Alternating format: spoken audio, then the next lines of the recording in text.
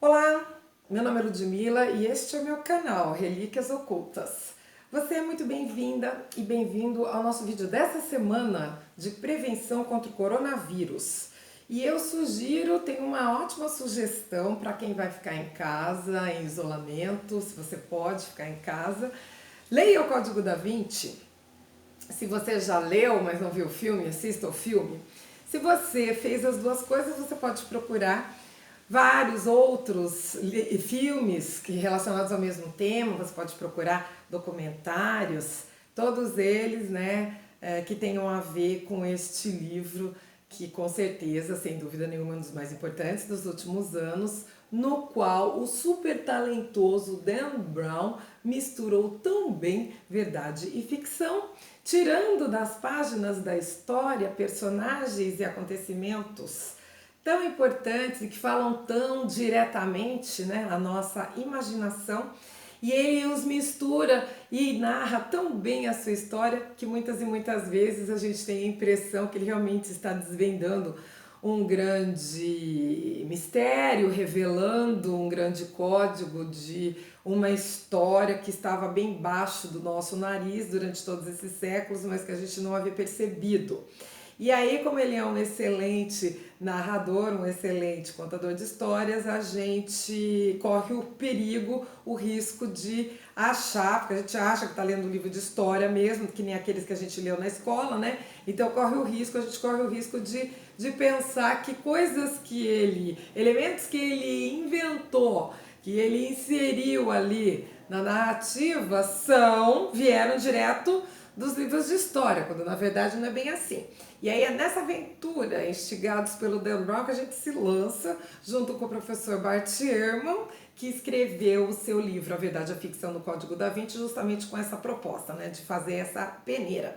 E eu vou começar o meu vídeo de hoje te perguntando se você... Nossa, tá muito quente aqui. Te perguntando se você viu a Basílica de Maxêncio, que eu mencionei no vídeo da semana passada.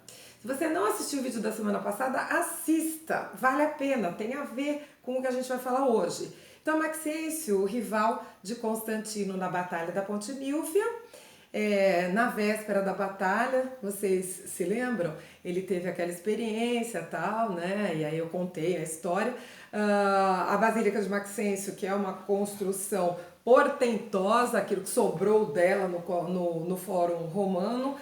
Não sei se você já esteve em Roma, se você já viu fotos ou documentários, programas na televisão a respeito do Fórum Romano, com certeza você vai reconhecer essa basílica. E é bom porque nós falamos do Maxêncio na semana passada. E tem uma errata também, além de perguntar da Basílica do Maxêncio, vou fazer uma pequena errata, tá? Eu disse que Maximiano, que era pai de Maxêncio, havia morrido numa batalha contra o Constantino. Então eles entraram em batalha e eu achei que o Maximiano tinha morrido por causa da frase do livro do Bart Ehrman, né? Como o Bart Ehrman conta essa história. Eu até separo aqui para mostrar para vocês, né? Maximiano reivindicava para si o trono imperial até ser derrotado em batalha por Constantino. Aí o Bart encerra aqui a frase e continua falando do Constantino e do Maxêncio. Eu achei que o Maximiano tinha morrido. E depois, lendo mais outras coisas, eu vi que não, ele morre um pouco depois. Ele é intimado a cometer suicídio. Os romanos tinham isso, né? A pessoa era intimada a dar cabo da própria vida. E foi assim que morreu o Maximiano. Eu não fui atrás de saber qual é o gênero de morte que ele escolheu, tá? Porque o assunto era outro enfim, deixei passar isso daí. Se você quiser, você pode ir procurar, tá bom? Eu vi que alguns dizem que ele se enforcou e outros dizem que ele foi envenenado, mas eu não fui muito a fundo saber, né, direito o que foi realmente o que aconteceu, ou se tem certeza de uma coisa, enfim, né? Mas voltando aqui ao nosso assunto, o que é Constantino, a vida, as decisões que Constantino tomou, que tiveram reflexo aí na história do mundo e que são retratadas no Código da Vinci. A gente estava então lá no ano 312, quando ele tem aquela experiência e acaba aí se convertendo ao cristianismo. Por que que é uma controvérsia? Porque há correntes que dizem que foi conveniente para ele, que ele teve uma conversão com objetivos políticos, e há outros que defendem que não, que ele realmente se converteu de coração. No limite a gente nunca vai saber, todo mundo sabe disso, né? Mas existem aí discussões por conta das atitudes que ele toma depois do ano 312. Inclusive eu estava lendo um pesquisador dizendo que essa conversão, a história de uma conversão, é a história de todo um processo que tem que ser analisado, então, a partir do ano 312 em diante. Faz muito sentido, né? Então, o fato é que, concordando de que ele se converteu ou não, todos concordam que a partir dessa data ele começa a se comportar como se ele realmente fosse um cristão. Então, logo no ano 313, ele baixa o Edito de Milão, que é um edito de tolerância religiosa, no qual ele concede a liberdade de culto aos seus súditos. Então aqui cabe, né, uma nota de esclarecimento, eu com a minha paranoia, né? Não é neste momento que o cristianismo se torna a religião oficial do Império Romano. Ele só se tornaria no ano 380 com o imperador Teodósio, tá bom? O que Constantino faz no ano 313? Ele tira o cristianismo da clandestinidade. Então, a partir daquele momento, um cristão poderia confessar publicamente a sua fé, sem ser ameaçado de prisão e das mais horríveis torturas e mortes que vocês devem ter visto em filmes, né? Então, o que é que Constantino faz com isso? Ele move, né? Ele promove grandes mudanças aí na realidade do império, porque os cristãos começam então a se converter, as pessoas começam a se converter, os cristãos, né, começam a se revelar. Então este número de cristãos começa a crescer, tem um crescimento assim bastante grande até o final do século IV. Então vamos nos lembrar aqui, vamos relembrar, né? O Bart Ehrman fala que eles eram a minoria no Império. Então um dos argumentos em favor dos usos políticos que Constantino teria feito dessa conversão estaria o fato de que ele, inclusive no Código da Vinci está assim, né? Ele teria apostado no cavalo vencedor, mas nesse momento não dava para fazer essa aposta assim, né? Que o cristianismo seria o cavalo vencedor. Eles eram a minoria de 5 a 8%, eu li um outro pesquisador que fala em 10%, e depois que Constantino então baixa esse decreto, é que esse número começa a aumentar. Mas é claro, né, pessoal, que Constantino, quem assistiu o vídeo da semana passada viu, né, o Império passara por crises e disputas internas ali de poder. Então tudo que o Constantino não precisava era de uma igreja que também estivesse toda fragmentada, passando por disputas, e era exatamente isso que estava acontecendo com os cristãos. Nós aqui no canal já estávamos vendo, né, a briga do bispo Irineu contra os heréticos, o gnosticismo cristão. Então as brigas continuaram a respeito da interpretação da mensagem de Jesus, do cerne, do sentido da mensagem que ele havia deixado para os seus seguidores, e também estavam discutindo aí a respeito da natureza de Jesus. Então, na teologia, quando se fala da natureza da pessoa de Cristo, a gente entra no terreno da cristologia.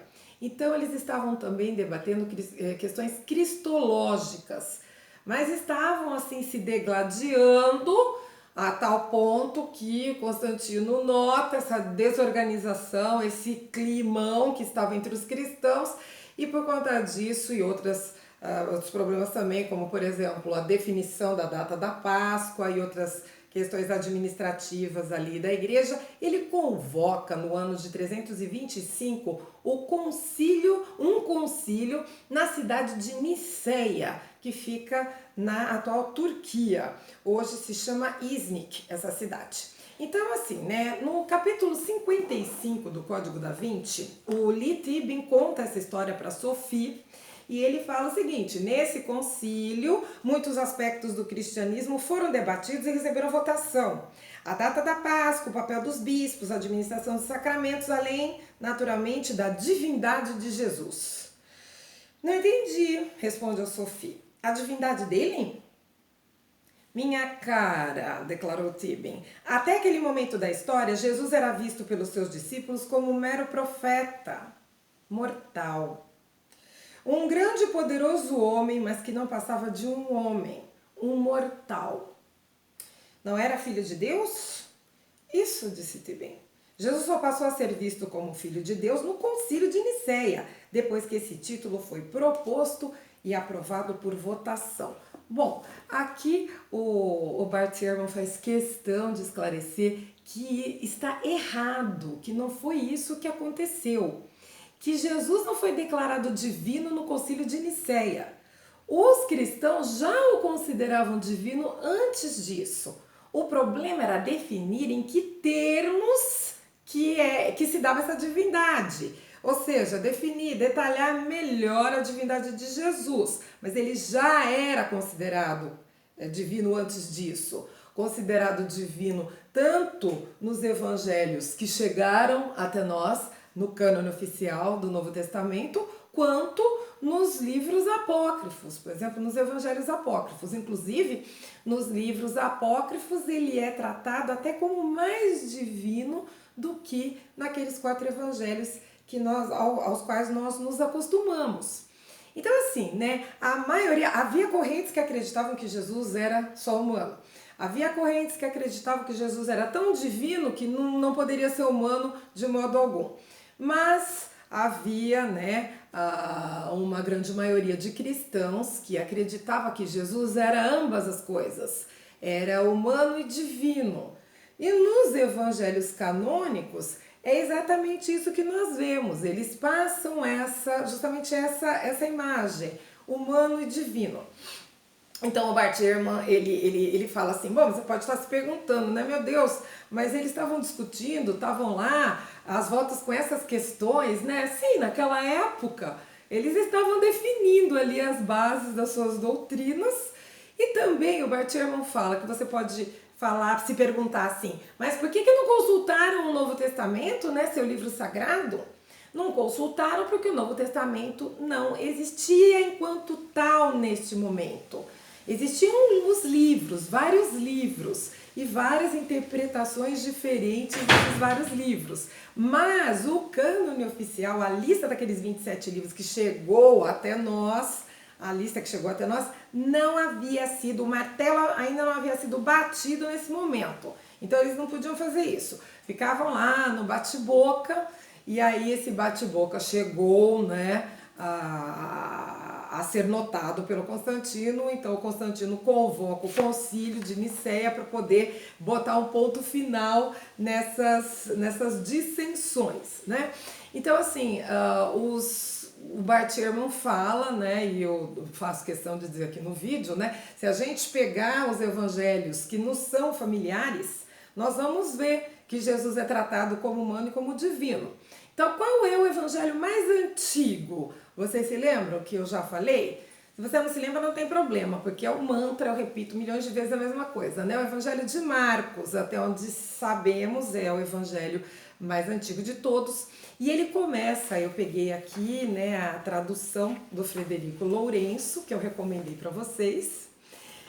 Primeira frase do evangelho de Marcos, começa com a palavra princípio. Princípio da boa nova de Jesus Cristo, Filho de Deus. E aí o Bart Ehrman fala, né, o Marcos, apesar de começar o evangelho dele dizendo Jesus Cristo, Filho de Deus, ele, né, continua em vários episódios retratando Jesus também como humano. Sente sede, sente cansaço. E o evangelho de João, que é o que vai ainda mais adiante ao afirmar essa divindade de Jesus, no seu prólogo, vocês se lembram do famosíssimo prólogo do Evangelho de João? No princípio era o verbo. Então, João que afirma ainda, né, com todas as letras, essa divindade de Jesus, ele fala o seguinte, né, no princípio era o verbo, e o verbo estava com Deus, e o verbo era Deus. No princípio ele estava com Deus, tudo foi feito por meio dele e sem ele nada foi feito. Quem seria então para João, né, a gente já viu a questão, né? Vamos dizer assim, para João, este verbo que no início estava com Deus e na realidade era o próprio Deus. Não pode haver dúvidas a esse respeito quando a gente continua e vê o famoso versículo. E o verbo se fez carne e habitou entre nós. E nós o vimos. E sua glória, a glória que ele tem junto ao Pai, como Filho único, cheio de graça e de verdade. E mais adiante também, neste evangelho, Jesus afirma: eu e o Pai somos um. Mas mesmo com todas essas afirmações, no evangelho de João, afirmações de divindade, né, de unidade aí com Deus, no evangelho de João nós ainda vemos Jesus sentindo sede, sentindo fome, sentindo cansaço. Então, nos evangelhos existe aí uma certa ambiguidade, né, ou uma dupla condição de humano e de divino. E os cristãos começaram então a se perguntar, mas Jesus é Deus? Se ele é Deus, cria um problema, porque o cristianismo é uma religião monoteísta, só existe um Deus, então não pode Jesus ser Deus também. Se ele era só humano, então também criava outros problemas, enfim, né? E aí nesse panorama é que surge um homem chamado Ário, na cidade de Alexandria. Ário era um sacerdote que propôs uma solução para esse problema. Ele propõe que Jesus e Deus Pai e Deus Filho eram duas substâncias diferentes, que Jesus não era eterno, que num dado momento Deus havia criado o seu filho e que através dessa sua criação todas as outras coisas haviam sido feitas. Então isso daí, né, foi uma solução que se tornou bastante popular na época. Vou pegar aqui de novo o Bart Ehrman, tá? Ele fala muito bem, explica muito bem esse assunto. Essa solução para o problema da identidade de Cristo tornou-se muito popular por preservar também as afirmações que os cristãos queriam fazer a respeito de Deus. Existia apenas um Deus. Esse Deus é que cria Jesus, o Filho, né? O Deus Filho. Existe apenas um Deus e ele se manifesta para nós em Cristo. E de Cristo também mantém as afirmações que estão na Bíblia sobre Cristo. Ele é divino e se fez humano. Então eles eram de duas substâncias diferentes, Deus Pai e Deus Filho. Acontece que isso desagradava muitos outros cristãos que achavam um escândalo essa relação aí entre Deus Pai e Deus Filho. Eles achavam que Deus Pai e Deus Filho eram uma única substância que se manifestava de duas maneiras diferentes. Então a doutrina do Ário escandalizava a maioria dos cristãos na época. Ário bateu boca lá com meio mundo dos cristãos e essas brigas e essas discussões acaloradas acabaram chegando aos ouvidos do Constantino, né? E aí no Concílio de Nicéia, o Constantino, que não era teólogo nem filósofo, deixa lá os bispos resolverem essa questão e o Ário acaba perdendo a votação. Eles votam, eles discutem e por fim resolvem fazer uma votação. As fontes históricas, né, dizem que foram 1.800 bispos convidados, mas que estariam lá presentes na votação em torno de 250 a 200, e o Ário teria recebido aí 2 ou 3 votos, incluindo o dele mesmo. Então ele perdeu de 7-1 e ainda por cima acabou exilado, tá bom? Então foi uma derrota assim que não deixou dúvida nenhuma, sem sombra de dúvidas. E nós não podemos esquecer que os bispos que estavam presentes nesse concílio até muito pouco tempo antes eram perseguidos, haviam sido vítimas de prisão e de tortura, os que haviam sobrevivido, né? Então eles tinham as suas convicções e não estavam dispostos a abrir mão dessas convicções assim facilmente, né? Então eu imagino não eram esse tipo de gente, né? Que facilmente muda de opinião. Então, eu imagino que o Ario, com a sua proposta bastante diferente, para a época, realmente não tenha tido muitas chances, né? Mas essa sua derrota no Concílio de Nicéia não significou o final da sua doutrina, tá bom? Ela continuou ali durante bastante tempo. Se você gostou, se você tem interesse, se você gosta desse assunto, provavelmente já ouviu falar do Ario. Ele sempre é citado nas histórias, na história desse período, né? Ele e sua doutrina, o arianismo. Então, o arianismo é isso, é a crença de que Deus Pai e Deus Filho são substâncias diferentes. Mas acabou vingando, acabou triunfando a outra versão de que eles são a mesma pessoa manifestada de três formas diferentes. Diz aqui o Bart Ehrman, é a teoria que acabou levando à doutrina ortodoxa da Trindade, segundo a qual existem na realidade três pessoas que constituem o Deus único. As três são iguais em substância e coeternas, mas não formam três deuses. Deus é um só, manifesto nas três pessoas. Realmente, gente, é um assunto muito difícil para nós aqui entendermos, né, para nós captarmos. Eu tenho uma dificuldade terrível de entender isso daqui. Para mim, até hoje, isso continua sendo um grande mistério. E eu não sou teóloga, né? O Constantino também não era teólogo, imagino que ele não devia estar assim interessado, não entendia nada desse assunto e não deixou o barco correr no Concílio de Nicéia. Eles decidiram assim e foi assim. A versão vitoriosa é aquela que entra para a história, né? Nós não podemos esquecer que o Novo Testamento foi escrito em grego e que temos termos gregos filosóficos, né, profundos, afinal de contas, né, a língua da filosofia na Grécia. Então a gente tem lá, né, criação, geração, substância. Então a gente não pode esquecer que essas discussões aí eram discussões em grego e que para nós, falantes de português, no século 21, no ano de 2020, seja realmente, né, bastante complicado a gente adentrar esse território, né? O que a gente faz é ler aí, tentar entender e principalmente aqui o meu objetivo com esse vídeo era dizer que esse capítulo da história, como foi retratado pelo Dan Brown no Código da Vinci, não é verdade, tá bom? Então, resumo da ópera. A divindade de Jesus não foi decidida por uma votação no Concílio de Nicéia.